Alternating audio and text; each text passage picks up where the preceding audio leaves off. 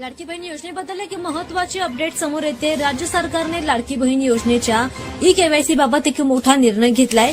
योजनेची ई-केवायसी करताना चूक केलेल्या महिलांना आता मोठा दिलासा मिळतोय। राज्यात लाडकी बहीण योजनेच्या लाभार्थ्यांची अंगणवाडी सेविकांमार्फत प्रत्यक्ष पडताळणी करण्याच्या सूचना दिल्या गेल्यात। मंत्री अदिती तटकरे यांनी याबाबत सोशल मीडियावर पोस्ट शेअर करत याबद्दलची माहिती दिली आहे। दरम्यान गेल्या काही दिवसांपासून लाडक्या बहिणींना चिंता लागून होती की त्यांचे पैसे अजूनही त्यांना मिळाले नाहीत, त्यांचा हप्ता त्यांना मिळाला नाहीत आणि त्याबद्दल आता एक मोठी बातमी समोर येते। मुख्यमंत्री माझी लाडकी बहीण योजनेचे पैसे काही लाभार्थी महिलांना मिळणं बंद झालंय। त्यामुळे काही महिन्यांपासून काही महिलांना महिन्याचे 1500 रुपये मिळणं बंद झालं आहे। कारण सरकारने लाभार्थी महिलांना ई-केवायसी करण्याची मुदत दिली होती। सरकारने दिलेली मुदत संपली आहे, तर काहींनी ई-केवायसी करताना चूक केली, त्यामुळे त्या महिलांना लाभ मिळत नाहीये। काही महिला योजनेचे पैसे मिळत नसल्यामुळे वारंवार बँकेमध्ये फेऱ्या देखील मारतात। त्यामुळे आता राज्य सरकारने एक मोठं पाऊल उचललंय। महाराष्ट्र सरकारचे मुख्यमंत्री माझी लाडकी बहीण योजना ही राज्यातील महिलांसाठी एक अत्यंत महत्त्वाची आणि लोकप्रिय योजना या ठिकाणी ठरलेली आहे। या योजनेअंतर्गत पात्र महिलांना दर महिन्याला 1,500 रुपयांचे आर्थिक सहाय्य याच्या माध्यमातून दिले जाते। परंतु अनेक महिलांना सध्या एक मोठी समस्या या ठिकाणी भेडसावत आहे, ती म्हणजेच हप्त्याचे पैसे त्यांच्या खात्यात त्या ठिकाणी आलेले नाहीत। जर तुमच्याही खात्यात पैसे आलेले नसतील तर तुम्हाला घाबरण्याची गरज नाहीये। सरकारने यासाठी ऑनलाईन तक्रार करण्याची सोय देखील उपलब्ध करून आता दिलेली आहे। आता या ठिकाणी पाहून घ्या पैसे नेमके का येत नाहीत। आता याच्या मुख्य कारणांमध्ये आपण पाहून घेऊया। लाडकी बहीण योजनेचे पैसे न येण्यामागे काही सामान्य कारणे तुम्हाला असू शकतात। पहिले म्हणजेच ई-केवायसी तुमची त्या ठिकाणी पूर्ण नसणे। अनेक वेळा अर्ज केल्यानंतरही ई-केवायसी आधार पडताळणी पूर्ण होत नाही, त्यामुळे तुमचे पैसे त्या ठिकाणी अडकत असतात। आता दुसरे म्हणजेच बँक खाते तुमच्या आधार कार्डशी त्या ठिकाणी लिंक नसणे। जर तुमचे बँक खाते आधार कार्डशी लिंक नसेल तर डीबीटी पद्धत म्हणजेच डायरेक्ट बेनिफिट ट्रान्सफर त्या ठिकाणी तुमचे होऊ शकत नाही।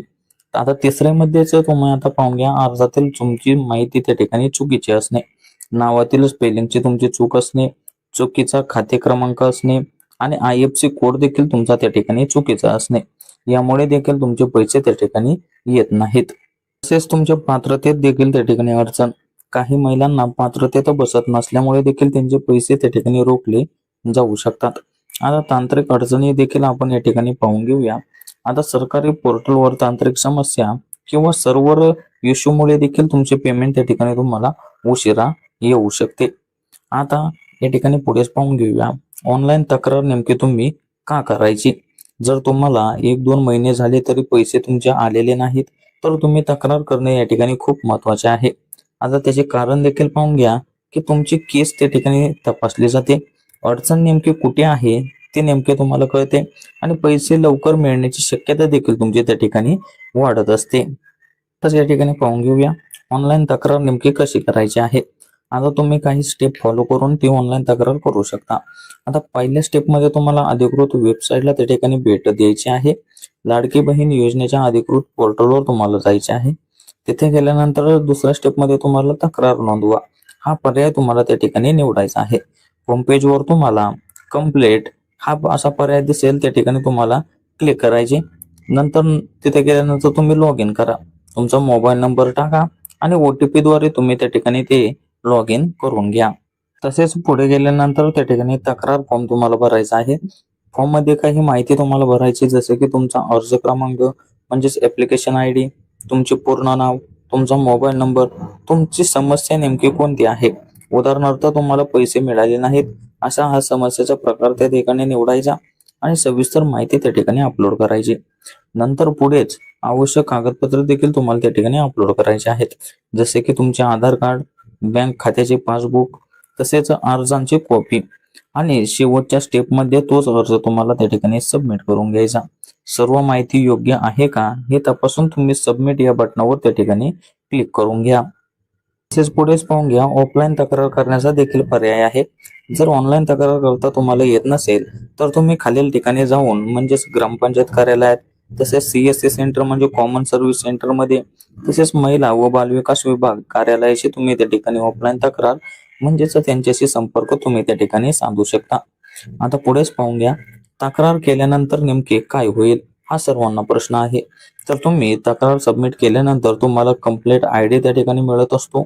तुमची तक्रार देखील त्यांच्या माध्यमातून त्या ठिकाणी तपासली जाते आणि 7 ते 15 दिवसात अपडेट नेमकी काय आहे ते तुम्हाला मिळू शकते, म्हणजे तुमची समस्या नेमकी कोणती आहे. तसेच पुढे समस्या सुटल्यावर पैसे तुमच्या खात्यात त्या ठिकाणी जमा देखील होत असतात. त्यामुळे तक्रार केल्यानंतर तुम्हाला हे फायदे देखील आहेत की 7 ते 15 दिवसात तुम्हाला त्या ठिकाणी अपडेट मिळून जाते की तुमचे पैसे नेमके का येत नाही, म्हणजे ती समस्या तुमच्या कानावर त्या ठिकाणी पडत असते. आता आपण काही महत्त्वाच्या सूचना या ठिकाणी पाहून घेऊया. तक्रार करताना तुम्ही योग्य माहितीच त्या ठिकाणी द्या. तुमचा मोबाईल नंबर चालू ठेवा, कारण OTP तुमचा त्या ठिकाणी येत असतो. तसेच पुढेच म्हणजे बँक खाते तुमच्या आधारशी लिंक आहे का याची देखील तुम्ही त्या ठिकाणी खात्री करा आणि तुमची eKYC देखील तुम्ही त्या ठिकाणी पूर्ण करा. आता तुमच्या eKYC दुरुस्तीसाठी सरकारने मुदत देखील वाढ तुम्हाला दिलेली आहे. आता पुढेच पाहून घ्या, पैसे लवकर मिळण्यासाठी नेमक्या काय टिप्स आहेत. तर पाहून घ्या, आधार आणि बँक लिंक आहे का हे तुम्ही तपासा. NPCI मॅपिंग म्हणजे DBT चालू आहे का ते देखील तुम्ही त्या ठिकाणी तपासा. तुमच्या अर्जाची स्थिती म्हणजेच ऍप्लिकेशन स्टेटस देखील तुम्ही नियमित तपासा. तसेच चुकीची माहिती असल्यास त्वरित तुम्ही त्या ठिकाणी अपडेट करून घ्या. आता या ठिकाणी पाहून घेऊया, वारंवार विचारले जाणारे आपल्या कमेंट बॉक्समध्ये जे प्रश्न असतात त्याचे उत्तर तुम्ही या ठिकाणी पाहून घ्या. आता पाहून घ्या, किती दिवसात पैसे येतात. तर साधारणतः 7 ते 15 दिवसांत तक्रारी सोडवली तुमची त्या ठिकाणी जात असते. आता पुढेच पाहून घ्या, तक्रार केल्यावर नेमके पैसे नेमके तुमचे केव्हा येतील. तर हो, जर तुम्ही पात्र असाल आणि सर्व माहिती तुमची योग्य असेल तर तुम्हाला त्या ठिकाणी पैसे नक्की येतात. तर आता पाहून घ्या, अर्ज क्रमांक नसल्यास नेमके काय करायचे. तर लॉग इन करून तुम्ही फॉरगेट ऍप्लिकेशन ID हा पर्याय तुम्ही त्या ठिकाणी निवडा. मग तुमचा अर्ज क्रमांक तुम्हाला त्या ठिकाणी मिळून जात असतो. तसेच पुढे पाहून घेऊया, eKYC नेमकी कशी करायची. तर CSC किंवा ऑनलाईन पोर्टलवर जाऊन तुम्ही ते eKYC तुम्ही त्या ठिकाणी पूर्ण करू शकता. आता या ठिकाणी पुढेच आपण आपल्या संपूर्ण व्हिडिओचा निष्कर्ष काय सांगतो आणि या प्रक्रियेचा निष्कर्ष काय सांगतो हे एकदा सोप्या भाषेत या ठिकाणी पाहून घेऊया. लाडकी बहीण योजनेचे पैसे न मिळणे ही सामान्य समस्या आहे, पण त्यावर उपाय देखील त्या ठिकाणी सोपा आहे. ऑनलाईन तुम्ही तक्रार करून तुमचे पैसे त्या ठिकाणी तुम्ही लवकर मिळवू देखील शकता. आता सरकार महिलांच्या आर्थिक सक्षमीकरणासाठी ही योजना राबवत आहे. त्यामुळे जर काही अडचण तुम्हाला आली तर तक्रार करण्यास अजिबात तुम्ही त्या ठिकाणी घाबरू नका. योग्य माहिती भरून आवश्यक कागदपत्रे अपलोड करून तुम्ही सहज तुमचा हप्ता त्या ठिकाणी मिळवू शकता. आता शेवटी जाता जाता एक महत्वाची सूचना देखील आहे का, जर अजूनही पैसे आले नसतील तर तुम्ही आजच तक्रार करा. तुमच्या ओळखीच्या महिलांनाही ही माहिती तुम्ही त्या ठिकाणी शेअर करा. अपडेटसाठी नियमित पोर्टल देखील तुम्ही त्या ठिकाणी तपासत राहा. जे काही लाडकी बहीण योजनेचे रजिस्ट्रेशन फॉर्म्स जे आलेले होते ते साधारणपणे 2,63,83,589 इतके फॉर्म्स होते आणि यापैकी साधारणपणे 2,43,82,936 इतके फॉर्म्स हे विभागाने ग्राह्य धरले. ज्या आकडेवारीचा 26 लाखाचा आपण उल्लेख केला ती क्रॉस व्हेरिफिकेशनसाठी माहिती व तंत्रज्ञान विभागाकडून ज्या आकड्यांचा आपण उल्लेख केला ती आमच्याकडे विभागाकडे प्राप्त झालेली होती. साधारणपणे महिला व बालविकास विभाग म्हणून आणि सर्वच सन्मान्य समोर बसलेले वरिष्ठ सदस्य आहेत, अनेक वर्ष त्यांनी सुद्धा मंत्रिमंडळामध्ये वेगवेगळ्या खात्यांमध्ये काम केलेलं आहे. एखादा विभाग ज्या वेळेला एखादी योजना आणतो त्यावेळेला दुसऱ्या विभागाच्या डेटाचा त्यांच्याकडे ॲक्सेस नसतो, तो आपल्याला त्या विभागाकडून मागवायला लागतो. उदाहरणार्थ मुख्यमंत्री लाडकी बहीण योजना ही महिला व बालविकास विभागाकडून राबवली जाते. नमो शेतकरी योजनेचे जे लाभार्थी आहेत यांचा लाभाचा डेटा जो आहे तो कृषी विभागाकडे असतो. तो आम्हाला साधारणपणे जानेवारी महिन्यामध्ये प्राप्त झाला आणि त्याच्यात आम्हाला लक्षात आलं की नमो शेतकरी आणि लाडकी बहीण योजनेचे काही कॉमन लाभार्थी आहेत.